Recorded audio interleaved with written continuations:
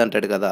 నీ మందిరావరణంలో నేనెప్పుడు ప్రవేశించదునని చెప్పి నా హృదయం ఎంతో గంతులు వేయుచున్నది అంటుండట. అలాగా నిజంగాను మీకు ఈ మధ్యాహ్న కాల ప్రార్థన ఎందుకులే ఎవరు రావడం లేదు. మనం కూడా మధ్యాహ్నం ఆపేద్దామని అనుకున్నప్పుడు దేవుడు ఎటువంటి కార్యాలు చేస్తాడంటే, నీ ఓపుకున్నంత మట్టుకు నువ్వు చెయ్యి. నీ ఓపిక లేనప్పుడు నేను చూసుకుంటానంటాడు దేవుడు. అలాగా ఈ రోజున ఈ యొక్క మధ్యాహ్న కాల లైవ్‌లో దేవుడు ఒక వినూత్నమైనటువంటి మార్పుని తీసుకొచ్చాడు.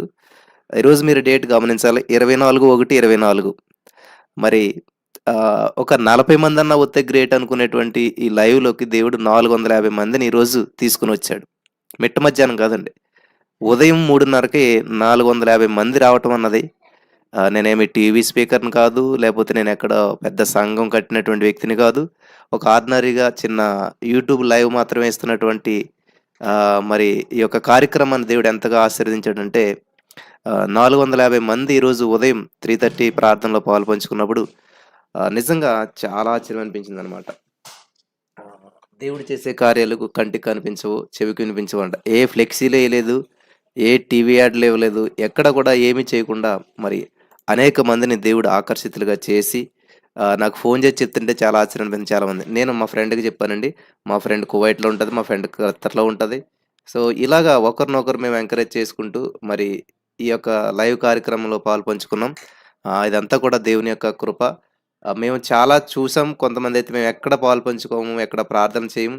కానీ ఇది మాకు చాలా నచ్చింది. మరి దేవునిలో బలపడటానికి, దేవుని మహిమపరచడానికి ఇది చాలా అద్భుతంగా అనిపించిందని చెప్పి చాలామంది చెప్తున్నప్పుడు చాలా ఆశ్చర్యం అనిపిస్తుంది. మరి చాలామంది యాక్సిడెంట్‌ల నుంచి, భయంకరమైనటువంటి అప్పుల నుంచి, భయంకరమైన సమస్యల నుంచి, మరి కుటుంబాల్లో భార్యాభర్తల మధ్య సమాధానం లేనటువంటి వారు శాంతి, సమాధానం కలిగి జీవించడం, వారి కుటుంబాల్లో ఒక వినూత్నమైనటువంటి మార్పులు సంభవించడం, ఇవన్నీ కూడా ఎర్లీ మార్నింగ్ ప్రేయర్‌లో గొప్ప గొప్ప కార్యాలు జరుగుతూ వస్తూ ఉన్నాయి. పైగా వాళ్ళతోటి నేను మాట్లాడింది లేదు. వాళ్ళకి స్పెషల్‌గా ప్రార్థన చేసింది లేదు. వాళ్ళెవరో కూడా తెలీదు. అలా లైవ్‌లో పాలుపంచుకుంటూ ఉంటుండగా ఊహించినటువంటి గొప్ప గొప్ప కార్యాలు వాళ్ళ జీవితంలో జరుగుతున్నాయి.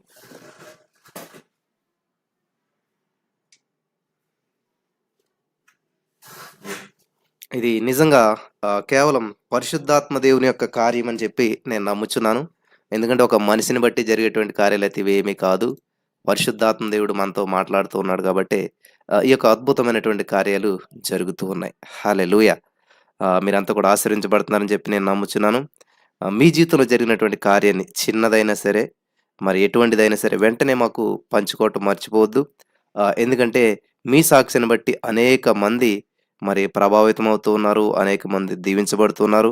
మీ సాక్షిని బట్టి ఇంకో 10 మందో, 100 మందో, 1000 మందో దేవుని వైపు ఆకర్షితులవ్వచ్చు గదా! మీ సాక్షిని బట్టి ఇంకొక కొన్ని వేల మంది మరి దేవుణ్ణి తెలుసుకోవచ్చు గదా! మీ సాక్షిని బట్టి కొన్ని వేల మంది ఖచ్చితంగా దేవుని నామాన్ని మహింపరచొచ్చు గదా! కాబట్టి అటువంటి అవకాశాన్ని మీరెందుకు తీసుకోరు? మీరు దీవించబడి సైలెంట్‌గా ఉండిపోవటం అన్నది దేవుని యొక్క ఉద్దేశ్యం కాదని నేను నమ్ముతున్నాను. కాబట్టి మనం కృతజ్ఞత కలిగినటువంటి వారుగా, దేవుని వైపు అనేక మందిని ఆకర్షించేటువంటి వారుగా మనం ఉందాం. మరి ఈ యొక్క మధ్యాహ్న కాల సమయంలో చాలామంది ఆసక్తిని కనపరుస్తూ, ఆఫీసుల్లో ఉంటూ, మరి జాబులు చేసుకుంటూ, ఇదొక లీజర్ టైమ్‌గా పెట్టుకొని కనీసం 3-3:30 ఏదో విధంగా మనం కుదుర్చుకోవాలని చెప్పేసేసి వస్తూ ఉన్నారు. దేవునికి స్తోత్రం కలుగును గాక. హల్లెలూయా! Thank you Jesus. మరి ఇది ఒక అద్భుతమైనటువంటి కార్యక్రమం. బైబిల్ గ్రంథంలో మీరు చూసినట్లయితే మరి దేవుడు దీనికి ఎంతో ప్రాముఖ్యత ఇచ్చాడు. చాలా అద్భుతమైనటువంటి సమయం. సో, మీరెవరు కూడా దీన్ని ఏమంటారు నిర్లక్ష్యం చేయకూడదు. సమయం ఉన్న ప్రతి వారు కూడా మీ యొక్క సమయాన్ని సద్వినియోగం చేసుకుంటూ ప్రభు సన్నిధిలో మీ యొక్క సమయాన్ని గడపాలని, ప్రభు నామాన్ని మీరు మహింపరచాలని చెప్పి నేను ఉద్దేశపూర్వకంగా తెలియజేస్తూ ఉన్నాను. దేవునికి స్తోత్రం కలుగును గాక. హల్లెలూయా! సరే మన వాక్య ధ్యానంలోనికి వెళ్ళిపోదామా మరి? దేవుడు చాలా అద్భుతమైనటువంటి విషయాలు మనకు తెలియజేస్తూ ఉన్నాడు. ఈ యొక్క మధ్యాహ్న కాల సమయ ప్రార్థన అని నేను పెట్టినప్పుడు దీంట్లో ఎవరు పాలుపంచుకుంటారా అనుకుంటే 18 సంవత్సరాలు బట్టి ప్రేయర్ చేస్తుందంట ఒక సహోదరి. అసలు ఎవరైనా చెప్తారా దీని గురించి? ఈ యొక్క అపోస్తలుల కార్యం 3 అధ్యాయంలో పేతురు, యోహానులు చేశారు కాబట్టి నేను కూడా చేసుకోవాలని చేసుకుంటూ ఉంటుందంట ఆమె. మరి నిజంగా ఆవిడ యొక్క హృదయ వాంఛను మరి దేవుడు తీర్చి ఈ యొక్క ప్రోగ్రామ్‌ని ఏర్పాటు చేయటానికి అంటే మీరు చాలామంది అనుకుంటారు ఇది ఇప్పుడే పెట్టిన ఈ ప్రోగ్రామ్ అని. ఇది ఇప్పుడు పెట్టిన ప్రోగ్రామ్ కాదు. అందుకనే నేను ఈ లైవ్‌లోనే హెడ్డింగ్ కూడా పెట్టాను చూడండి. సిన్స్ అంటే 27/5/2019 మే 27న 2019లోనే స్టార్ట్ అయింది ఈ మధ్యాహ్న ప్రేయర్ అన్నది. సో, మీరు ఈ మధ్యన దీంట్లోకి రావచ్చు, లేకపోతే ఇప్పుడే ఏకీభవించి ఉండుండొచ్చు. ఇప్పుడే మీకు తెలిసుండుండొచ్చు. కానీ మీరు వెళ్లి చూసినట్లయితే వెనక్కి వెళ్తే ఇవన్నీ కూడా ఎప్పుడో ప్రారంభించబడినటువంటి కార్యక్రమాలు. మరి దేవుడిచ్చినటువంటి ఆలోచనతోటి ఇవన్నీ నడిపిస్తూ ఉన్నప్పుడు ఆహ్, దేవుడు తగిన సమయంలో ఆయన మిమ్మల్ని హెచ్చించు రీతిగా ఆయన బలిష్టమైన చేతి కింద దీన మనసుకులయుండుడి అని చెప్పి దేవుని వాక్యం సెలవిస్తుంది. తగిన సమయం అంటూ ఒకటుంటది ప్రియులారా. ఓపిక ఉండాలి, సహనం ఉండాలి. కాబట్టి ఈ రోజున ఈ కార్యక్రమం ఇంతలాగా మరి ఆశీర్వదించబడ్డానికి కారణం దేవుడు మరి హెచ్చించే వరకు ఓపికతో ఉండాలనమాట. చాలామంది వస్తారు లైవ్‌లోకి చూస్తారు. ఒక 10 నిమిషాలు, 5 నిమిషాలు చూస్తారు. ఒక 10 రోజులు, 5 రోజులు చూస్తారు. బ్రదర్ మా జీవితంలో ఏం జరగట్లేదు. మాకున్న సమస్యలు తీరట్లేదు. అందరూ సాక్ష్యాలు చెప్తున్నారు గానీ నాకేం రాట్లేదు. అందరూ అప్పులు తీరుతున్నాయి గానీ నా అప్పు తీరట్లేదు. నాకింకా సమస్యలు ఎక్కువవుతూ ఉన్నాయి. నాకింకా ఇబ్బందులు ఎక్కువవుతూ ఉన్నాయి. నా జీవితంలో ఏది జరగటం లేదు. అందరూ సాక్ష్యాలు చెప్పేస్తున్నారు. అందరి అప్పులు తీరిపోతున్నాయి. అందరి రోగాలు కుదిరిపోతున్నాయి.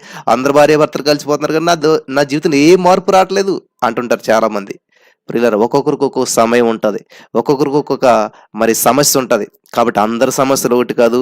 అందరి విధం ఒకటి కాదు. ఖచ్చితంగా దేవుడు మీకు మరి కార్యం చేస్తాడు. తగిన సమయంలో ఆయన మిమ్మల్ని హెచ్చించే రీతిగా ఆయన బలిష్టమైన చేతి కింద దీన మనసుకులై ఉండాలని చెప్పి ప్రభు పేరట నేను మనవి చేస్తున్నాను. సరే, మరి ఈ యొక్క 3 గంటల ప్రేయర్‌లోకి మనం వెళ్ళిపోదామా? ఆ యొక్క వాక్య ధ్యానంలోనికి. ఓ 5 నిమిషాల ముందే నేను స్టార్ట్ చేస్తూ ఉన్నాను. షార్ప్ 3:00కి ఆ మెసేజ్‌లోకి వెళ్ళిపోవాలన్నది మన యొక్క ఉద్దేశం అనమాట. దేవుడు మిమ్మల్ని దీవించును గాక. మరి చాలామంది ఈ యొక్క లైవ్‌ని ప్రభావితం చేస్తూ ఉన్నారు. మరి వాళ్ళ బంధువులు, స్నేహితులు, ఇరుగు పొరుగు వారు ఎవరుంటే వాళ్ళందరినీ రండి రండి అని చెప్పి తీసుకొస్తున్నారు. ఒకరు 10 మందిని, 10 మంది 100 మందిని అలా ప్రభావితం చేయటం వల్ల ఈరోజు 450 మంది అయిపోయారు ప్రొద్దుట. మరి అది ఎంతవరకు వెళ్తుందో నాకైతే తెలియదు. కానీ నేను ఎక్స్పెక్ట్ చేస్తున్నాను. నా దేవుడు గొప్ప దేవుడు. నన్ను అడుగుము జనములను భూదిగంతాల వరకు ఇస్తానన్నాడు. దేవునికి స్తోత్రం కలుగును. భూదిగంతాల వరకు. కాబట్టి మీరు రాబోయే రోజుల్లో 4 లక్షల మంది లైవ్‌లో ఉన్నాడు. ఆశ్చర్యపోవాల్సిన అవసరం లేదు. నేను ఎక్స్పెక్ట్ చేస్తాను. ఎందుకంటే నా దేవుడు అంత గొప్పవాడు. భూలోకాన్ని ఇచ్చేసాడు దేవుడు మనకి. భూ దిగంతల వరకు జనాలు ఇస్తానన్నాడు. కాబట్టి రాబోయే రోజుల్లో 4 లక్షల మంది కూడా లైవ్‌లో ఉన్న మీరేమి ఆశ్చర్యపోవాల్సిన అవసరం లేదు. జాగ్రత్త. 4 లక్షల మందిలో మీరు కూడా ఒకరుగా ఉండాలని నా ఆశపడుతున్నాను. కాబట్టి ఇప్పుడు మీరున్నారు, అప్పుడు మీరు ఉండాలి, ఎప్పుడు మీరు ఉండాలన్నమాట. దేవుడు మిమ్మల్ని అంతగా మరి ఆశీర్వదిస్తూనే ఉండాలి. ఈరోజు మీరు ఒక ఆర్డినరీ పర్సన్‌గా వచ్చి ఉండొచ్చు. ఈరోజు ఏమి లేని స్థితిలో వచ్చి ఉండొచ్చు. ఖచ్చితంగా దేవుడు మిమ్మల్ని ఉన్నతమైన స్థితిలో ఉంచాలని చెప్పి, ఏమీ లేనటువంటి వారు అన్ని కలిగినటువంటి వారుగా, సర్వ సమృద్ధి కలిగినటువంటి వారుగా, మీ బిడ్డలు ఉన్నతమైన స్థితిలో ఉండేటువంటి వారుగా, మీరు ఉన్నతమైన స్థితిలో ఉండేటువంటి వారుగా ఉండాలన్నది నా యొక్క ఉద్దేశం. మీరు ఆశించిన జాబులు పొందుకోవాలి. ఆశించినటువంటి రీతిలో మీరు ఆశీర్వదించబడాలి. ఉన్నతమైన స్థితిలో మీరు ఉండాలి. అది నా యొక్క ఉద్దేశం, నా ప్రార్థన. ఖచ్చితంగా ఇక్కడ కనెక్ట్ అయినటువంటి వారందరినీ కూడా దేవుడు అదే రీతిలో, ఎందుకంటే 3 సార్లు లైవ్‌లోకి రావటం అన్నది అది ఇంపాసిబుల్. దేవుడు మిమ్మల్ని ఎంతో ప్రేరేపితే కానీ మీరు ఇక్కడికి రాలేరు. కాబట్టి నేను ఏదైనా చెప్తున్నాను అనుకోండి, అయ్యో మా గురించి ప్రార్థన చేయలేదు, మా సమస్య నేను అసలు ఎత్తిపట్టలేదు అనుకోవద్దు. ఎస్, అదిగో చెప్పే మాట నా గురించే, నా బిడ్డల గురించే, నా జాబ్ గురించే, నా వివాహం గురించే, నా భర్త గురించే అని మీరు ఎవరైతే రిసీవ్ చేసుకుంటారో ఖచ్చితంగా మీ బ్లెస్సింగ్‌ని మీరు తీసుకొని వెళ్ళిపోతారనమాట. నాదే, నా కొరకే ఈ మధ్యాహ్న కాల ప్రేయర్ అంతా నా కోసమే పెట్టారు. నేను ప్రతిరోజు ప్రేయర్ చేసుకుంటాను అనుకుంటాను కానీ చేసుకోలేకపోతున్నాను. కాబట్టి ఇది నా కోసమే పెట్టారు. ఇది నన్ను ఎంకరేజ్ చేయటమే పెట్టారు. యేసయ్య నా కోసం పెట్టాడు. ఇది ఈ ల్యాప్‌టాప్‌లో లేకపోతే ఈ ఫోన్‌లో వస్తుందంటే ఎవరిస్తున్నారో తెలీదు, ఎలాగిస్తున్నారో తెలీదు. నా కోసమే ఇస్తున్నారు అని మీరు నిజంగా నమ్మారంటే ప్రియులారా, వండర్స్ జరుగుతాయి. అద్భుతమైన సాక్ష్యాలు మీ ద్వారా నేను అంటాను. దేవుని నామాన్ని మరింత మహిమపరుస్తాను. హల్లెలూయా. సరే, మనం ముందుకెళ్ళిపోదాం. అపోస్తలుల కార్యములు 3వ అధ్యాయం 1వ వచనం చూసినట్లయితే, పగలు 3 గంటలకు ప్రార్థన కాలమున పేతురును యోహానును దేవాలయమునకు ఎక్కి వెళ్ళుచు ఉండగా. స్తోత్రం దేవ సర్వోన్నతుడా. ఈరోజు ఈ యొక్క వాక్యాన్ని ధ్యానిస్తుండగా మాతో మాట్లాడి మమ్మల్ని అందరిని బలపరచమని, విత్తబడుచున్న వాక్యం వ్యర్థం కాకుండా ప్రతి హృదయంలో నాటబడి 30, 60, 100 వెయ్యంతలుగా ఫలింపచేయమని నజరేయుడైన యేసుక్రీస్తు నామములో ప్రార్థించి నమ్మి పొందుకుని ఉన్నామా పరమ తండ్రి. ఆమేన్. మధ్యాహ్న కాల సమయ ప్రార్థన అనేసరికి, 3 గంటల ప్రార్థన అనేసరికి ఖచ్చితంగా గుర్తొచ్చేటువంటిది ఏంటంటే పేతురు, యోహానులు. సో అందులో మొట్టమొదటి గుర్తొచ్చే వ్యక్తి ఎవరంటే పేతురు గారు అనమాట. సరే, ఈరోజు మనం కొన్ని రోజులు పేతురు గారి గురించి కొన్ని విషయాలు, చాలా ప్రాముఖ్యమైన విషయాలు మనం తెలుసుకుంటూ ముందుకెళ్ళిపోదాం. చాలా జాగ్రత్తగా వినండి. యేసుక్రీస్తు ప్రభువారు ఏర్పరచుకున్నటువంటి 12 మంది శిష్యుల్లో పేతురు గారు మొదటి వరుసలో ఉంటాడనమాట. ఆయన పెద్దోడు, సంఘ పెద్ద. ఆ పేతురు నీ బండ మీద నేను సంఘాన్ని కడతాను అన్నాడు కదా. సో ఆయన మొట్టమొదటి వరుసలో ఉండేటువంటి వాడు పేతురు గారు. అన్నింటిలో ముందు ఉంటాడనమాట. యోహాను కుమారుడు అయినటువంటి సీమోను, నీవు కేఫా అనబడదు అని చెప్పిను. మన యోహాను సువార్త 1:42లో మీరు చూడొచ్చు. అక్కడ కేఫా అనేటువంటి మాటకి రాయి అని అర్థం. ఈ యొక్క పేరుకు మనకి ఆరాము, ప్రియులు గమనించాలి, ఆరాము భాషలో కేఫాని గ్రీకు భాషలో ఆహ్, పెట్రాస్ అని చెప్పి అంటారనమాట. రాసుకున్నోళ్ళు రాసుకుంటే మంచిది. ఇవన్నీ కూడాను ఉపయోగపడతాయి మీకు రేపన్న రోజున. మీ పిల్లలకి చెప్పుట కన్నా రేపు ఎక్కడన్నా దేవుడు అవకాశం ఇచ్చి మీకు వాక్యం చెప్పాలని చెప్పినా కూడా ఇవన్నీ రాసుకుంటే మరి చాలా బావుంటాయి. అరమిక్ భాషలో, ఆరాం భాషలో కేఫా అంటారు. గ్రీకు భాషలోనేమో పెట్రాస్ అంటారనమాట. సరే, ఇక్కడ కేఫా అన్నా, పెట్రాస్ అన్నా, రాయి అన్నా మరి ఒకటే అర్థం అనమాట. కేఫా అన్న, పెట్రాస్ అన్న కూడా రాయి అనేటువంటి అర్థం వస్తదనమాట. ఇక్కడ సీమోను అనగా ఆలకించువాడు లేక వినేటువంటి వాడు. హల్లెలూయా! ఇప్పుడు మీరంతా ఎవరో సీమోను. అంటే మీరేం చేస్తున్నారు ఇప్పుడు? ఆలకిస్తూ ఉన్నారు. వింటూ ఉన్నారు కాబట్టి సీమోను అనేటువంటి పేరుకు అర్థం ఏంటని మనం చూసినట్లయితే ఆలకించువాడు లేక వినువాడు అని చెప్పి అర్థం అనమాట. చాలా జాగ్రత్తగా వినాలి మీరంతా కూడా. పేతురు ఈ గలిలయలో ఉన్నటువంటి బెత్సయిదా వాడు. ఆయన వృత్తికి జాలరి, అంటే చేపలు పట్టేటువంటి వాడు అన్నమాట. యేసుక్రీస్తు ప్రభువారు నేను మిమ్మల్ని చేపలు కాదు బాబు, మనుషులు పట్టే జాలరులుగా చేస్తానని చెప్పి మరి పేతురును, వాళ్ళ అన్న అయినటువంటి, వాళ్ళ బ్రదర్ అయినటువంటి అంద్రేయ గారిని స్వయంగా పిలిచాడు దేవుడు దగ్గరికి వెళ్ళి. స్వయంగా మరి మానవ రూపంలో యేసు ప్రభువారు ఇక్కడ ఉన్నప్పుడు స్వయంగా పిలిచాడు అనమాట. సరే, ఎందుకని పేతురుని దేవుడు ఇలా వాడుకున్నాడు? ఎందుకు పేతురు సంఘ పెద్ద అయ్యాడు? ఎందుకని పేతురు అసలు ఆయన క్యారెక్టర్ ఏంటి, ఆయన స్వభావం ఏంటని మనం తెలుసుకుందాం. పేతురు గారి యొక్క స్వభావము దూకుడు స్వభావం, చంచల మనస్సు, స్థిరమైన మనసు కాదు, చాలా ఆతృత ఎక్కువ, నేనే ముందుండాలి అనేటువంటి తపన, గబుక్కుని నూరు జారిపోతాడు. ఎవరో మాట్లాడుతున్నారు, బ్రదర్ నాకు చాలా కోపం ఎక్కువ, నేను అస్సలు తట్టుకోలేను అన్నారు. చూడండి దేవుడు ఎలాంటి వాడుకుంటాడు. చాలా గబుక్కుని నూరు జారిపోయేటువంటి మనిషి, అటువంటి గుణం కలిగినటువంటి వాడే పేతురుది అనమాట. కాబట్టి ఇన్ని చెడు లక్షణాలు ఉన్నాయి, ఇన్ని తొందరపాటు లక్షణాలు ఉన్నాయి, ఇవన్నీ చూస్తాం మనం, ఇక్కడితో ఆగిపోతాం. అదే మనిషిలో ఉన్నటువంటి ప్రాబ్లం అనమాట. ఇక్కడ ఇన్ని లక్షణాలు ఉన్నప్పటికీ పేతురు గారిలో ఉన్నటువంటిది ఏంటంటే యథార్థ హృదయము, కపటం లేనటువంటి మనస్సు. ఇది దేవుడికి నచ్చింది.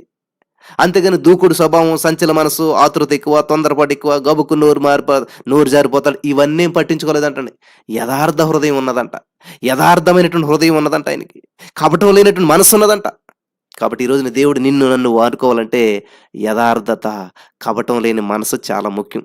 వీటిని బట్టి యేసుక్రీస్తు ప్రభువారి చేత మెచ్చుకొనబడ్డాడు, గద్దించబడ్డాడు. చూసారా? ఏం పట్టించుకోలేదు. అబద్ధాలు ఆడేసావు నువ్వు, అబద్ధాలు కోరు, తొందరపాటు ఎక్కువ అని ఏమీ మాట్లాడలేదు దేవుడు. ఏమన్నాడు తెలుసా? మెచ్చుకున్నాడంట. నీది యథార్థ హృదయం అయ్యా, నీ మనస్సు కావటం లేదయ్యా అని మెచ్చుకున్నాడు, గద్దించాడు కూడా.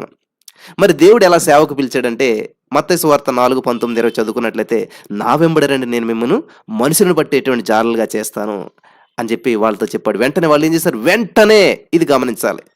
చాలా మందికి చెప్తూ ఉంటుంటాం, అమ్మా అన్న నాది సమస్య, నా భర్తకి నాకు ఇలాగ ఉన్నది, లేకపోతే మా ఇరుగు పొరుగు వారు ఇలాగా, నా ఉద్యోగంలో అలాగా, లేకపోతే నా జాబ్లో ఇలాగా, ఇన్ని చెప్తారు కదా. సరే అమ్మ 3:30 ప్రేయర్కి రండి అంటే వస్తారా? అన్న కొంచెం 4 రోజులాగా వస్తాను, లేకపోతే ఇది సమస్య అది సమస్య అని చెప్తుంటుంటారు. దేవుడు చెప్తున్నాడు ఇక్కడ మత్తయి 4:19 మీరు చదువుకోండి. నా వెంబడని నేను మిమ్మల్ని మనుషులు పట్టి జాలలుగా చేస్తాను అని చెప్పి వారితో చెప్పాడు. వెంటనే వారు తమ వలలు విడిచిపెట్టి ఆయనను వెంబడించారు. వెంటనే. దేవునికి స్తోత్రం కలుగును గాక.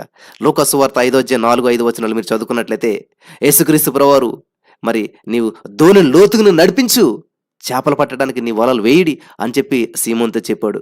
ఏలినవాడా, నేను రాత్రి అంతా కష్టపడ్డానయ్యా, ప్రయాసపడ్డానయ్యా, మాకేమీ దొరకలేదయ్యా, కానీ నీ మాట చెప్పి నేను వల వేస్తానయ్యా అని చెప్పి దేవుడితో చెప్పాడు. వాళ్ళు వలలు వేశారు, విస్తారమైన చేపలు పట్టారు. సీమోను పేతురు గారు అది చూసినప్పుడు యేసు ప్రభు ఎదుట మోకాళ్ళ మీద పడి సాగిలపడి, ప్రభువా నన్ను విడిచిపోము, నేను పాపాత్ముడిని అని చెప్పి పశ్చాత్తాపము, మారు మనసు పొందాడు. హల్లెలూయా, దేవునికి స్తోత్రం కలుగును గాక. లూకా సువార్త 6:12-13 మీరు చదువుకున్నట్లయితే, దేవుడు అపోస్తలులైన పౌలు గారిని పేతురు గారిని, సాధారణ పేతురు, చేపలు పట్టే పేతురుని అపోస్తలుడిగా ఏర్పరచుకున్నాడు. యేసుక్రీస్తు ప్రభువారు 12 మంది శిష్యులను ఏర్పరచుకునటానికి ముందు ఏం చేశాడు తెలుసా? రాత్రంతా కూడా ప్రార్థించాడు. తండ్రి యొక్క చిత్తాన్ని తెలుసుకున్నాడు. ఎవరెవరిని వెంబడించాలి, ఎవరెవరిని మరి శిష్యులుగా చేసుకోవాలని చెప్పి ప్రభు దగ్గర కనిపెట్టాడు. నాకు ఒక ఆయన పాస్టర్ గారు ఫోన్ చేసి, బ్రదర్ నేను 12 మందిని ఏర్పాటు చేసుకున్నాను, ఇలాగ 12 మందిని చేస్తానని చెప్పాడు ఆయన. సరే బ్రదర్, ఎలాగ ఏర్పాటు చేసుకున్నారు, మీకు ఆలోచన ఎలాగొచ్చింది అంటే, ఏమో బ్రదర్ అనిపించింది అలా చేశాను అన్నాడు. సరే, యేసుక్రీస్తు ప్రభువారు కూడా 12 మంది శిష్యులు ఏర్పాటు చేసుకున్నారు కదా. ఆ 12 మంది శిష్యులు యేసు ప్రభువారు ఏర్పాటు చేసుకునే ముందు ఆయన ఏం చేశాడు తెలుసా? ఏం చేశాడు? నాకు తెలియదండి, చెప్పండి, నాకు తెలియదు నిజంగాను. అదేంటి బ్రదర్ మరి తెలియకుండా 12 మందిని ఎలాగ ఏర్పాటు చేసుకున్నారు అని అంటే, ఏమో బ్రదర్ అనిపించింది చేశాను. లేదు బ్రదర్, యేసుప్రభు వారు 12 మందిని ఏర్పాటు చేసుకునే ముందు ఒక పని చేశాడు అన్నాను. ఏమో బ్రదర్ నాకు తెలీదు, అంత వాక్య జ్ఞానం లేదన్నాడు ఆయన. నాకు చాలా ఆశ్చర్యం అనిపించింది. ప్రియులు, ఒక పని చేసే ముందు దాని పట్ల మనకు అవగాహన లేనప్పుడు, ఒక వంట చేసే ముందు దాంట్లో ఎంత ఉప్పు వేయాలి, ఎంత కారం వేయాలి, ఇటువంటి విషయాలు మనకు తెలియనినప్పుడు నా ప్రియమైనటువంటి సహోదరి స్నేహితులారా, ఎట్లాంటి ఫలితాన్ని చూడగలుగుతాం మనం? అంతే కదా! ఇప్పుడు ఒక కర్రీ చేసేటప్పుడు అందులో సాల్ట్ ఎంత పరిమాణంలో వేయాలి, కారం ఎంత పరిమాణంలో వేయాలి, ఇవి తెలియలేనట్లప్పుడు ఎలా చేయగలుగుతాం మనం? నేను అడిగానప్పుడు, బాబు 12 మంది శిష్యులు యేసుప్రభువు ఏర్పాటు చేసుకుని ముందు రోజు ఆయన ఏం చేశాడు తెలుసా? ఆ ముందు నైట్ అంతా కూడా నిద్రపోలేదేసే, ఆ ముందు నైట్ అంతా కూడా ప్రార్థన చేశాడు. చూడండి, లూకా సువార్త 6వ అధ్యాయం 12, 13 వచనాలు. ఆ దినముల యందు ఆయన ప్రార్థన చేయుటకు కొండకు వెళ్ళి ప్రార్థించడం రాత్రి గడిపెను. ఉదయమైనప్పుడు ఆయన తన శిష్యులను పిలిచి వారిలో 12 మందిని ఏర్పరిచి వారికి అపోస్తులులు అని పేరు పెట్టెను. లూకా సువార్త 6, 12, 13. అలాగా పేతురు యేసుక్రీస్తు ప్రభువారి చేత అపోస్తులుగా ఏర్పరచబడ్డాడు. కాబట్టి ఇది తెలియదు చాలా మందికి, కానీ చేస్తూ ఉంటుంటారు. ప్రియులారా గమనించాలి, అవగాహన లేనటువంటి పనులు మనం చేసినట్లయితే ఎట్లా ఉంటది? కాబట్టి పేతురు గారు అపోస్తులుగా ఎప్పుడు ఏర్పాటు చేయబడి తెలుసా? పేతురు గారి కోసం యేసుక్రీస్తు ప్రభువు నైట్ అంతా ప్రార్థించాడు. అప్పుడు అతన్ని అపోస్తులుడు అని చెప్పి పిలిచాడు, అపోస్తులుగా ఏర్పరచుకున్నాడు అనమాట. కాబట్టి యేసుక్రీస్తు ప్రభు వారితో మరి పేతురు గారు ఎలా నడిచాడు, ఆ యేసు ప్రభు వారి పట్ల మరి పేతురు గారి యొక్క వైఖరి ఏంటి అనేటువంటిది కొంచెం మనం తెలుసుకుందాం, జాగ్రత్తగా ఉండాలి. మధ్యాహ్నం 3 గంటల సమయం అనేసరికి పేతురు గారికి గుర్తొస్తాడు. మరి ఎందుకని ఆ పేతురు గారు అంత ప్రభావితమైనటువంటి వ్యక్తిగా అవ్వగలిగాడు అనేటువంటి విషయాలు మనం తెలుసుకుంటున్నాం. యేసు ప్రభు వారితో పేతురు గారి యొక్క నడక ఏంటో చూద్దాం. ఇక్కడ మత్తయి సువార్త 14వ అధ్యాయం 25 నుంచి 32 వచనాల వరకు మీరు చదువుకోండి, సావకాశంగా సమయం ఉన్నప్పుడు రాసుకొని పెట్టుకోండి. యేసుక్రీస్తు ప్రభు వారి చేత అపోస్తులుగా ఏర్పరచబడినప్పటికీ కూడా పేతురు గారు దుడుకు స్వభావాన్ని కానీ అల్ప విశ్వాసాన్ని కానీ ఏ మాత్రం విడిచిపెట్టలేకపోయాడు. ఈరోజు మీరు కూడా బాప్తిసం పొందారు, యేసుప్రభువును అనుసరిస్తూ ఉన్నారు, చక్కటి బిడ్డలు కనుక్కున్నారు, చక్కటి ఉద్యోగాలు చేస్తూ ఉన్నారు, చక్కటి జీవితం జీవిస్తూ ఉన్నారు. కానీ మీలో దుడుకు స్వభావం ఇంకా విడిచిపెట్టలేదు. మీలో ఇంకా అల్ప విశ్వాసం మాత్రం విడిచిపెట్టలేదు. ఏదైనా చిన్న సమస్య వస్తే విశ్వాసాన్ని విడిచిపెట్టేస్తారు, ఏదైనా చిన్న సమస్య వస్తే దేవుని విడిచిపెట్టేస్తారు. కాదంటారా? అరే బ్రదర్ నా కోసమే చెప్తున్నాడు, నిజంగాను నిజమే బ్రదర్, నేనే అలాగున్నాను అనుకుంటున్నారు కదా మీరు. నిజమే, మరి వాక్యం మనతోటి మాట్లాడుతుంది. ఇది నా కోసం అనుకోవాలి కానీ నిజమే. అదిగో పక్కాడు అలాగే బాప్తిసం పొందిన కానీ బూతులు తిడుతుంది. ఇది ఆవిడ కోసమే. ఆవిడ కోసం అనుకుంటే నువ్వు ఎప్పటికీ అభివృద్ధి చెందవు. నా కోసం అనుకుంటే ఖచ్చితంగా నీ జీవితం మార్చబడుతుంది, నువ్వు అభివృద్ధి చెందుతావు. హల్లెలూయా, దేవునికి స్తోత్రం కలుగును గాక. ఒకసారి భారతదేశానికి చాలా ఆర్థిక సమస్య వచ్చిందంట. అనేక మంది సేవకుల్ని అందరు ఇంటర్వ్యూ చేస్తున్నారంట. టీవీ వాళ్ళు ఇంటర్వ్యూ చేస్తూ చివరిగా మన భారతదేశంలో ఉన్నటువంటి బ్రదర్ డిజిఎస్ దినకరన్ గారి దగ్గరికి వెళ్ళారంట. అయ్యా, ఈ భారతదేశానికి ఇంత ఆర్థిక సమస్య వచ్చింది, ఇటువంటి సమస్య వచ్చింది, కారణం ఏంటి అని అడిగితే బ్రదర్ డిజిఎస్ దినకరన్ గారు అన్నారంట, అయ్యా ఈ భారతదేశం ఆర్థిక సమస్య రాట కారణం నేనే. అదేంటి మీరు ఎలాగయ్యారు? అవును నేనే. అనుకున్నందుగా నేను భారతదేశం కొరకు ప్రార్థన చేయలేకపోయాను, అనుకున్నందుగా నా దేశం కొరకు నేను మొరపెట్టలేకపోతున్నాను. కాబట్టి నా ప్రార్థన లోపమే ఈ భారతదేశానికి ఆర్థికమైనటువంటి లోపం వచ్చింది, ఆర్థిక సమస్యను ఎదుర్కొన్నది అని చెప్పాడంట. Hallelujah, what a wonderful man of God and DGS Dinakaran గారు. మనం చెప్పగలుగుతామా? ఎందుకమ్మా మీ కుటుంబంలో శాంతి అంటే? మా ఆయనేనండి, మా పిల్లలేనండి, మా అత్తగారేనండి, అసలేని ఆవిడ చాలా మూర్ఖురాలండి. అంటే నీలో లోపం ఉంది, నీలో బాధ్యత లేదు, నీలో ప్రార్థన లేదు. నువ్వు నిజంగా నీ కుటుంబంలో శాంతి సమాధానం కొదువైంది, సమస్యలు వచ్చే ఇబ్బందులు వచ్చే మీ ఆయనకు ఉద్యోగం లేదు అంటే లోపం నాదే, నా ప్రార్థన లోపమే, నా ప్రార్థన హీనతే, నా బిడ్డలు సరిగ్గా లేదు, నా కుటుంబం సరిగ్గా లేదు. నువ్వు అనుకున్న రోజు నీ కుటుంబం కట్టబడుతుంది. హల్లెలూయా. మార్చుకుంటారు కదా ఈ రోజు నుంచి? ఏమ్మా మార్చుకుంటారు కదా? ఇది నా మాటగా కాదు, దేవుని మాటగా మీరు స్వీకరిస్తే మీ కుటుంబం ఈ రోజే కట్టబడిపోయింది, మీ భర్త ఈ రోజే మారిపోయాడు, మీ జీవితం ఈ రోజే కట్టబడింది. హల్లెలూయా, దేవునికి స్తోత్రం కలుగును గాక. కాబట్టి ఇటువంటి నిర్ణయాలు తీసుకోండి, పనికొచ్చే నిర్ణయాలు తీసుకోండి, ప్రభు దగ్గరకు వచ్చే నిర్ణయాలు తీసుకోండి, ప్రభుని మహింపరిచే నిర్ణయాలు తీసుకోండి. అటువంటి జ్ఞానం దేవుడు మీకు ఇచ్చిన గాక. హల్లెలూయా. కాబట్టి ఇక్కడ పేతురు గారి స్వభావం ఏంటంటే దూకుడు స్వభావం, అల్ప ఏది విడిచిపెట్టలేదు. దేవుడి దగ్గరికి వచ్చాడు, దేవుడితో ఉంటున్నాడు, దేవుడితో కలిసి తిరుగుతున్నాడు, కానీ విడిచిపెట్టలేదు. దీనిని బట్టి ప్రభు చేత చాలాసార్లు గద్దించబడ్డాడు. ఈరోజు నేను కూడా మిమ్మల్ని ఒక విధంగా గద్దిస్తున్నాను అనుకోవాలి, కోపడి వెళ్ళిపోకుండా లైవ్లోంచే వినండి జాగ్రత్తగా. చాలాసార్లు గద్దించబడ్డాడు. రాత్రి 4వ జామున ఆయన సముద్రం మీద నడుచుచు వారి యొద్దకు వచ్చెను. వారు ఆయనను చూచి తొందరపడి భూతమని చెప్పి భయము చేత కేకలు వేసిరి.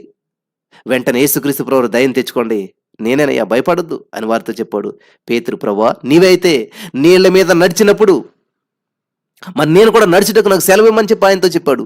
ఆయన రమ్మనగానే నీళ్ల మీద నడిచాను గాని గాలిని చూసి భయపడి, దేవుని వైపు చూస్తే నడుస్తావు, గాలిని చూస్తే భయపడతావు. నీ అత్తగారిని, నీ మాంగారిని, నీ ఇరుగు పొరుగు వాళ్ళని, నీ కొలీగ్స్ని, నీ పరిస్థితులు చూస్తే మునిగిపోతావు. హల్లెలూయా, దేవునికి స్తోత్రం కలుగును గాక. చూసారా, 200 మందిని దేవుడు తోడుకొని వచ్చాడు. నువ్వు వీళ్ళని చూస్తే నువ్వు నలిగిపోతావు, మునిగిపోతావు.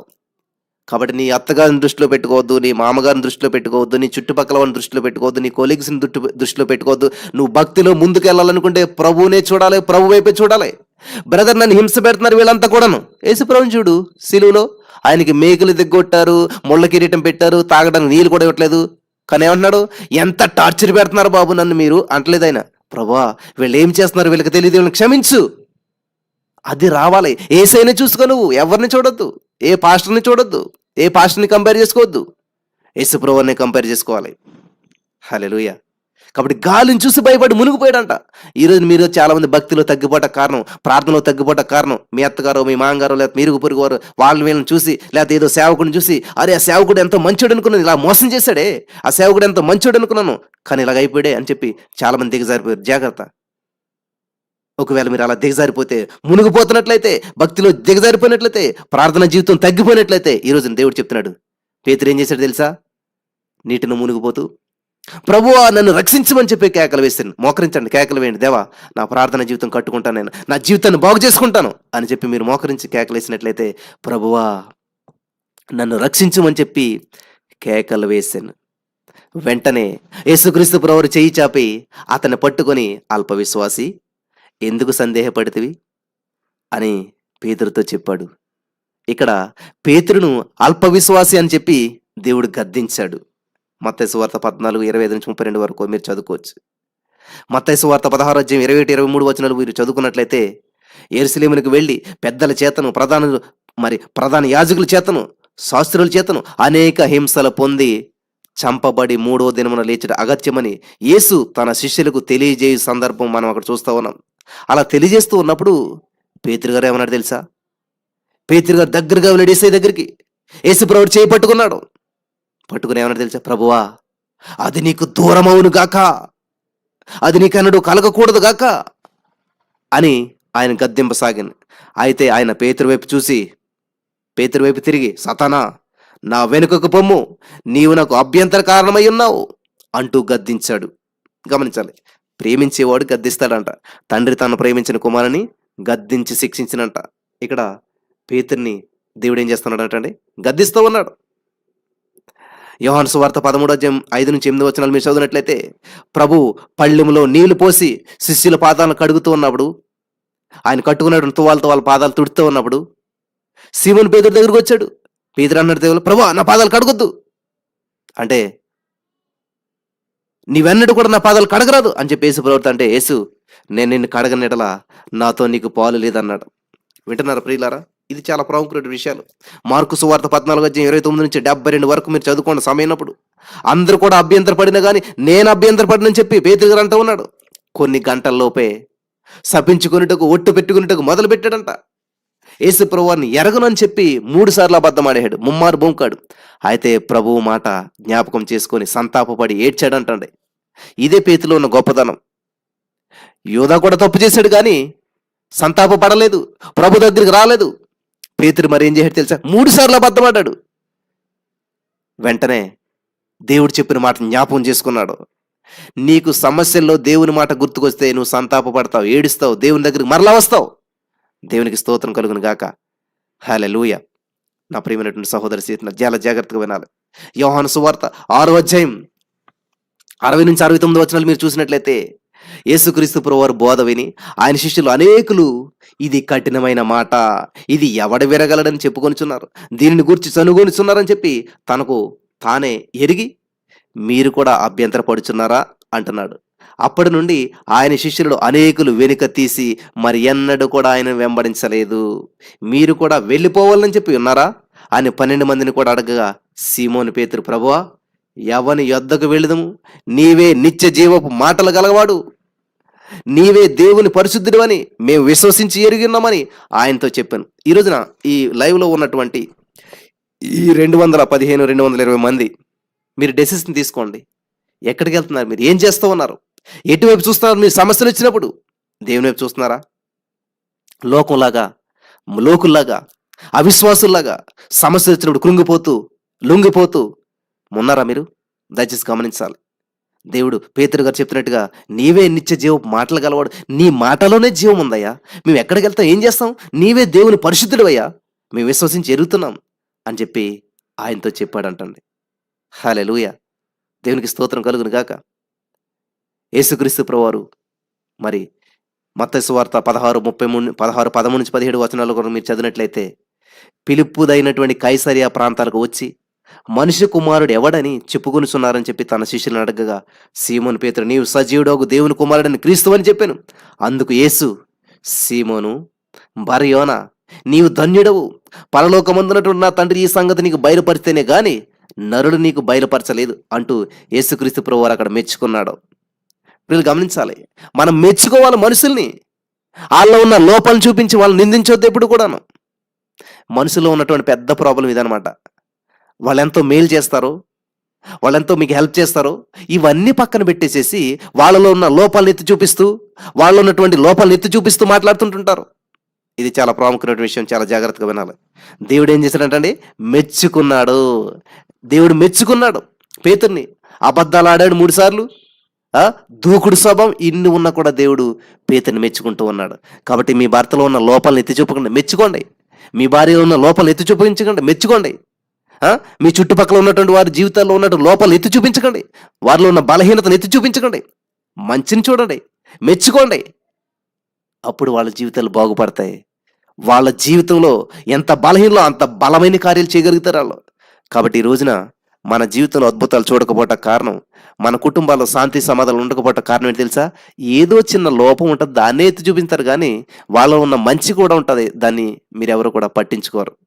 కాబట్టి ఈరోజు దేవుడు మాట్లాడుతున్నాడు, ఎంకరేజ్ చేయండి, మంచిని చూడండి, మెచ్చుకోండి. సరే, మరి పేతురు గారి యొక్క మరణం చూద్దామా?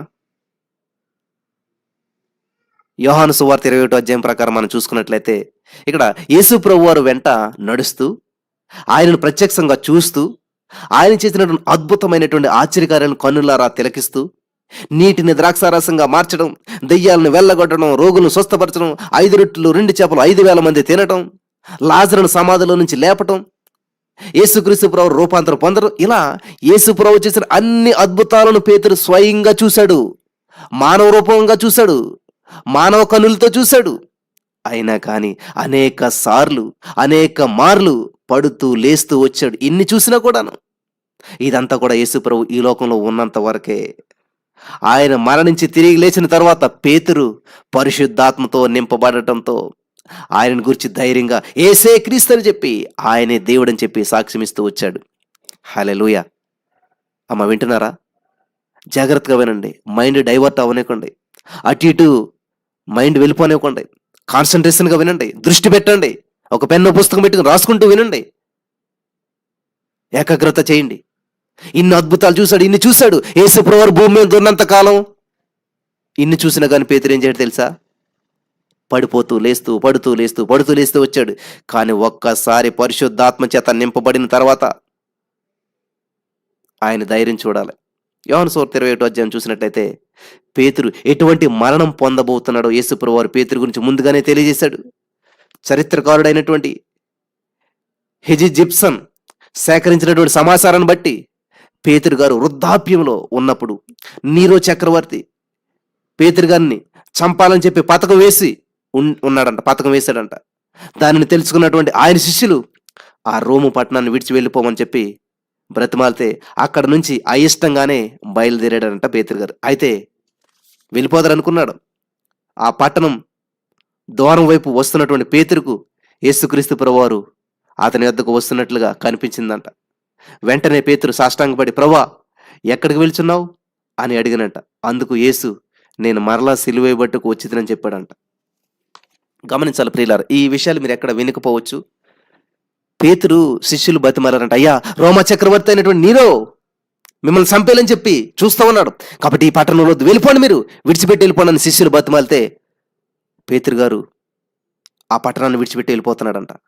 వెళ్ళిపోతుండే అదే పట్టణంలోకి యేసుక్రీస్తు ప్రభువు ఎంటర్ అవుతూ ఉన్నాడంట. దర్శనం చూస్తున్నాడు పేతురు గారు. దర్శనం చూసి, ప్రభా ఏంటి ప్రభా ఎక్కడికి వెళ్తున్నావు అంటే, పేతురు నేను మరలా సిలువ వేయబడతాకి వెళ్తూ ఉన్నాను, నేను మరలా సిలువ వేయబడతాకి వెళ్తూ ఉన్నాను అంటే పేతురు సాష్టాంగపడి వద్దు ప్రభువా అని చెప్పి సాష్టాంగపడ్డాడంట. యోహాను సువార్త 21:19. అప్పుడు పేతురు తాను ఎటువంటి మరణం ద్వారా దేవుని మహిమపరచవలనో గ్రహించిన వాడై, యోహాను సువార్త 21:19 ప్రకారం తాను మరణం పొందవలసిన సమయం ఆసన్నమైందని చెప్పి తాళంచి తిరిగి రోమ్ పట్టణంకి వెళ్ళాడంట. పేతురు నీకు బదులుగా నేను సిలువ వేయబడటానికి వెళ్తున్నానంటే వద్దు ప్రభువా అని చెప్పి పేతురు వెనక్కి తిరిగి ఆ గవని దగ్గర నుంచి, ఆ గేటు దగ్గర నుంచి, ఆ ద్వారం దగ్గర నుంచి వెనక్కి తిరిగి వచ్చేసాడంట. పిల్లది మీరు చూసారా? నేను చెప్తున్నాను, ఇది చరిత్ర. హెజీ జిప్సన్ అనేటువంటి ఆయన సేకరించినటువంటి సమాచారాన్ని బట్టి నేను చెప్తున్నాను. పేతురు వృద్ధాప్యంలో జరిగినటువంటి సంఘటన ఇది. మనకు బైబిల్లో ఎక్కడ ఉండదు. ఇది చాలా అద్భుతమైనటువంటి విషయం, చాలా ప్రాముఖ్యమైన విషయం. ఈ దర్శనం బైబిల్లో లిఖించబడలేదు. అప్పుడు మళ్ళా రోమ్ తిరిగి వచ్చేసాడంట. తన శిష్యులను బట్టి మరి వెళ్ళిపోననుకున్నాడు కానీ మళ్ళా తిరిగి వచ్చాడంట. అప్పుడు పేతురు అర్థమైంది, నేను ఎలా మరణించాలో దేవుడు ప్రణాళిక ఏంటో నాకు అర్థమైపోయింది, ఈ విధంగా నేను మరణించాలి కదా అని చెప్పి మరణానికి సిద్ధపడిపోయాడంట. హల్లెలూయా. అపోస్తలుల కార్యం 10:17 వచ్చి చదువుకోండి. పేతురు బంధించబడి చంపబడేటువంటి స్థలానికి తీసుకొని రాబడ్డాడు. ప్రభు సిలువేయబడినటువంటి రీతిగానే తాను సిలువేయబడేటకు యోగ్యుని కాను, యేసు ప్రభు అంతటి గొప్పవాడిని కాదు నేను, నన్ను దయచేసి అలా సిలువేయద్దు, నన్ను తలకిందులుగా సిలువేయండి అని చెప్పి కోరాడంట. ఆయన కోరిన విధంగానే తలకిందులుగా సిలువేయబడ్డాడంట. చంచల మనసు కలిగినటువంటి వారిని రాయిగా మార్చి యేసుక్రీస్తు ప్రభువు ఆయన ద్వారా గొప్ప అద్భుత కార్యాలు జరిగించాడు. అపోస్తలుల కార్యం 17 మీరు చదువుకోండి. ఆ అద్భుత కార్యము, ప్రసిద్ధ కార్యాన్ని, స్వస్థత కార్యం చూసినటువంటి ప్రజలు విస్మయంతో నిండుకొని స్తుతిస్తూ ఉంటే యాజకులు, దేవాలయపు అధిపతి, సద్దుకైలు కలవరపడుతున్నారంట. కాదు, సాతాను వీరిని కలవరపరుస్తున్నాడు. హల్లెలూయా. వింటున్నారా ప్రియులారా? నీవు టీవీలో గొప్పగా ప్రసంగించవచ్చు, ఇంటర్నెట్, రేడియో, టీవీ ద్వారా ఈ కార్యక్రమాలు ప్రసారం చేయవచ్చు, బహిరంగ సభలు పెద్ద ఎత్తున మనం ఏర్పాటు చేయొచ్చు. క్రైస్తవ సాహిత్యం మనం దండిగా ముద్రించి, లేక వీటన్నిటిని కూడా కోట్ల రూపాయలు ఖర్చులు పెట్టి దీనికి మనం పంచిపెట్టవచ్చు. కానీ దీనికి సైతాన్ గడు పెద్దగా ఆటంకం కలిగించకపోవచ్చు, చాలా మట్టుకు మీకు అడ్డు కూడా చెప్పకపోవచ్చు. ఎందుకంటే క్రైస్తవ టీవీ ఛానళ్లను వీక్షించేటువంటి వారు, చూసేటువంటి వారు క్రైస్తవులు మాత్రమే, రేడియోలో వాక్యం వినేటువంటి వారు క్రైస్తవులు మాత్రమే, ఇంకా బహిరంగ సభలకు హాజరయ్యేటువంటి వారు క్రైస్తవులు మాత్రమే. కనుక అపవాది మీకు పెద్దగా అభ్యంతరం కలిగించకపోవచ్చు. అయితే వీధులలో సువార్త ప్రకటించండి, లేక చిన్న కరపత్రికలు పంచండి. అపవాది ఉలిక్కు పడతాడు, లేచి కూర్చుంటాడు, కలవరపాటు గురి చేస్తాడు, కలవరపడతాడు సైతాను గాడు. కాబట్టి ఈరోజు నీ వాక్యం వింటున్నటువంటి మీరు మీ చుట్టుపక్కల వారికి, మీకు కనిపిస్తున్నటువంటి వారికి సువార్తను ప్రకటిస్తున్నారా, చెప్తున్నారా? కారణం ఏంటంటే యేసుక్రీస్తు ప్రభువారు మీరు సర్వలోకానికి వెళ్ళి సర్వ సృష్టికి సువార్తను ప్రకటించండి, నమ్మి బాప్తిసం పొందినవాడు రక్షించబడునని చెప్పాడు. కాబట్టి మనం ప్రభు మాట విని అన్యజనులకు సువార్త ప్రకటించి దాని ప్రకారం నడుచుకోమని చెప్పి నడుచుకోవడం, దానికి ఎంత మాత్రం సైతాన్ గడికి అసలు ఎంత మాత్రం ఇష్టం ఉండదు ప్రియులారా. గమనించాలి. నేను ముగిస్తున్నాను. చాలా అద్భుతమైన మాటలు చెప్పి నేను ఇక్కడితో పేతురు గారి గురించి ఆపుతాను కొన్ని నిమిషాలు చెప్పి. వీధుల్లో సువార్త ప్రకటిస్తే అన్య జనాలందరూ కూడా వింటారు. తండ్రి ఏర్పాటులో ఉన్నటువంటి వారంతా కూడా వాక్యం విని రక్షణ పొంది, మారు మనసు పొంది దేవుని వైపు మరల్చబడతారు. అప్పుడు అపవాది గడికి ఎంత బాధ ఉంటుందో తెలుసా? అపవాది ఆ కబంధ హస్తాల నుంచి వాళ్ళందరినీ కూడా ఆ చెరలో నుంచి అన్యజనుల యొక్క ఆత్మలు మనం విడిపించాం కాబట్టి సాతాను గాడు వాని యొక్క అనుచరులందరూ కూడా మరి ఈ సువార్తికులపై మరి రేపుతూ ఉంటుంటాడు, ఆటంకపరుస్తుంటుంటాడు. హల్లెలూయా. మన పితరులైనటువంటి అపోస్తలులు వీధులలో, బహిరంగ స్థలాల్లో సువార్త ప్రకటిస్తూ సంచరించారు. కాబట్టి వారు అడుగుపెట్టినటువంటి ప్రతి స్థలంలో కూడా గొప్ప కదలిక, ఉద్యమం తీసుకుని రాగలిగారు. ఆనాడు టీవీలు లేవు, రేడియో లేవు, కంప్యూటర్ లేవు, మొబైల్ లేవు, ఇంటర్నెట్ లేవు, పత్రికలు, అంతేకాకుండా పరిశుద్ధ గ్రంథాలు కూడా లేవు. కేవలం కొద్ది మందికి మాత్రమే మోసే ధర్మశాస్త్రం అందుబాటులో ఉండేటువంటిది. 12 మంది శిష్యులు, వారితో పాటు కొంతమంది మాత్రమే సర్వలోకానికి ప్రభు యొక్క సువార్త ప్రకటించగలిగారు. సర్వ సృష్టిలో ఒక గొప్ప మార్పు తీసుకొని రాగలిగారు. టీవీలు, మొబైల్, కంప్యూటర్లు, ఇంటర్నెట్లు, రేడియోలు మరి దేవుని బిడ్డల యొక్క సమయాన్ని దొంగిలించేటువంటిగా ఉన్న ఈ రోజున టీవీలు నేత్రాసను అధికం చేస్తాయి ప్రియులారా. దేవుని యొక్క వాక్యాన్ని ఇంట్లోనే చూడొచ్చని చెప్పి, వార్తలు వినవచ్చునని చెప్పి, ప్రపంచంలో ఏమి జరుగుతుందో వెంటనే తెలుసుకోవచ్చని చెప్పి సాతానుగాడు మిమ్మల్ని భ్రమింపజేసి ఈ టీవీలకి ఇంటికి వచ్చేటట్లు చేస్తుంది ప్రియులారా. పెద్ద టీవీ పెట్టుకుంటాం, దేవుని వాక్యం అస్సలు రాదు అందులో. విశ్వాసులైనటువంటి మీరు ఇంట్లో ఉన్నప్పుడు మీ టీవీలో దేవుని వాక్యం వినిపిస్తుందా? మీ మొబైల్లో దేవుని గురించే వింటున్నారా? మీరు బయటకు వెళ్ళినటువంటి తక్షణం రక్షించబడినటువంటి మీ పిల్లల ద్వారా సినిమాల స్వరాలు వినిపిస్తూ ఉన్నాయా? అంతేనా? మీరుంటేనేమో ఏదో దేవుడు పాట పెడతారు, వెంటనే మీ పిల్లలు టీవీ ఓపెన్ చేస్తే ఏమొస్తుంది? క్రికెట్, క్విజ్, ఇంకా ఎన్నెన్నో చూస్తుంటుంటారు. మేము విశ్వాసుల మరి గృహాలు నేను దర్శిస్తుంటాను కదా చాలామందిని.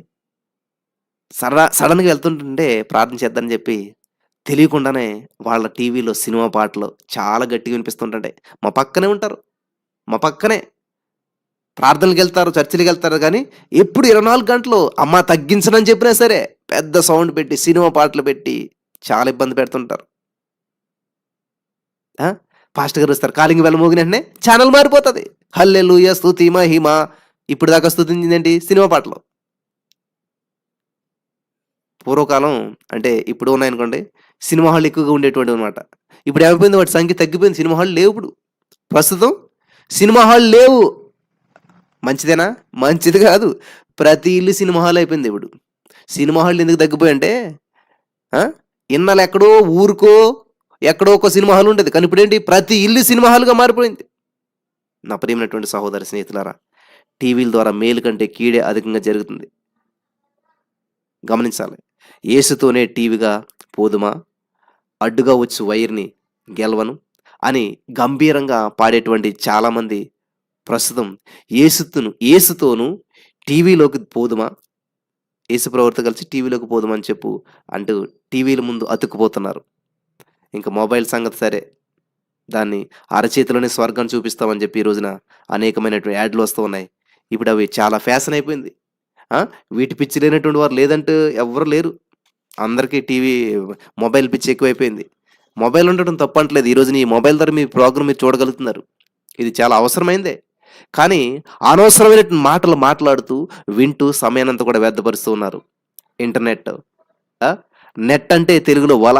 ఈ వలలో పడినటువంటి వారు ఎప్పుడు కూడా అంత సులభంగా బయటపడలేరు. దీని ద్వారా మరి ఈ యొక్క యువకులంతా కూడా చాలా నష్టపోతున్నారు. పబ్జీ గేమ్లని అవి వాడి చాలా జీవితాన్ని నాశనం చేసుకుంటున్నారు. చూడరానివి చూసి చాలామంది చెడిపోతున్నారు. రేడియో ఉపయోగించేటువంటి వారు తగ్గిపోయారులే అని అనుకుంటే ఎవరో చూడలేదు రేడియో. కానీ ఇప్పుడు ప్రతి మొబైల్ ఫోన్లో కూడా FM రేడియో. ఇందులో పాశ్చాత్యమైన సంగీతం మారుమోగుతుంది. నా ప్రియమైనటువంటి వారులారా, ఇవన్నీ ఏమనుకుంటున్నారు? ఇవే ఆకాశ పక్షులు. ఇవి ఆకాశంలో నుండి గాలిలో ఎగురుతూ నేరుగా మీ ఇంటిలోనికి వచ్చి కూర్చుంటాయి. మీ చేతుల్లోకి వచ్చి ఇమిడిపోతాయి. నీ ఒంటిని కుదురుగా ఉండనివ్వు.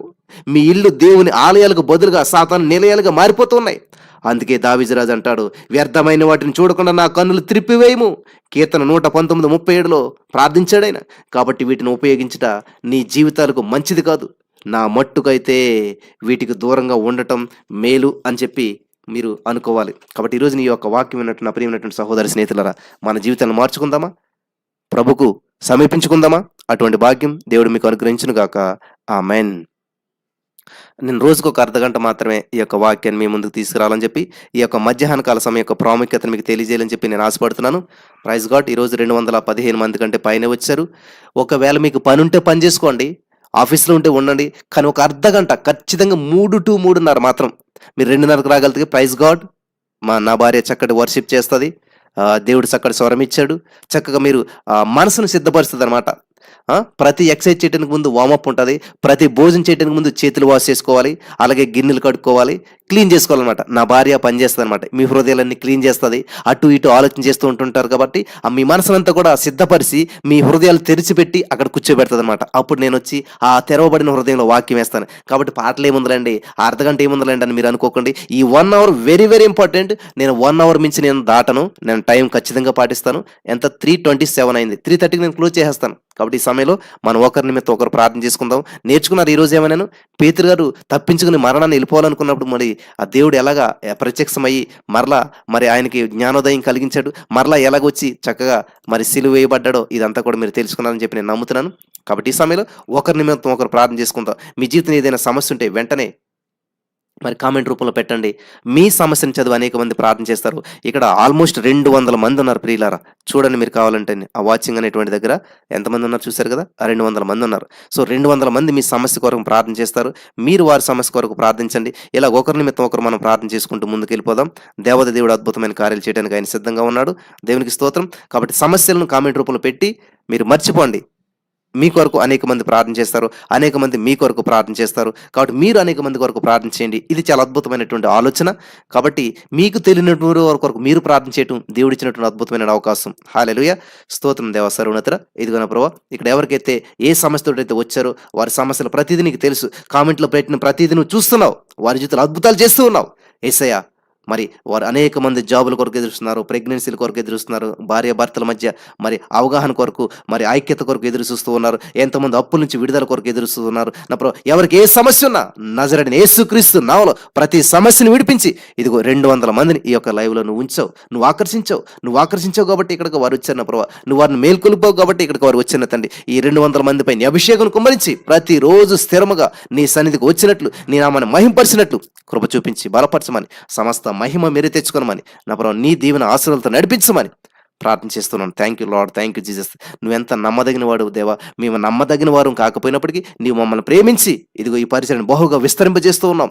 అందరి మొబైల్లో నా ప్రభు ఈ పరిచయం వెళ్ళేలా చేస్తున్నావు. ప్రపంచవ్యాప్తంగా నా ప్రభు అనేక దేశాల నుంచి అనేక ప్రజలు ఇందులో పాల్పంచుకునేలా నువ్వు చేసి ఉన్నావు. నీకు వందనాలు.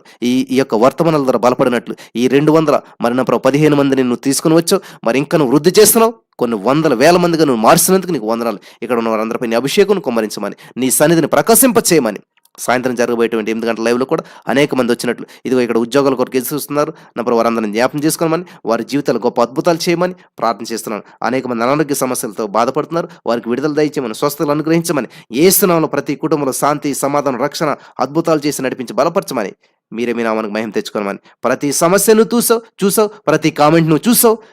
ఈ సమస్యను పరిష్కరించి సాక్ష్యాలుగా మార్చినందుకు వందనం చెల్లిస్తూ నజరేయుడైన యేసుక్రీస్తు నామములో ప్రార్థించిన మేము పొందుకుని నమ్మ పరమ తండ్రి. ఆమేన్. యేసు రక్తమే జయం, సిలువ రక్తమే జయం. అపవాదికి సిగ్గు, యేసు నామానికి మహిమ కలుగును గాక. ఆమేన్. తండ్రి అయిన దేవుని ప్రేమ, కుమారుడైన యేసుక్రీస్తు కృప, పరిశుద్ధాత్మ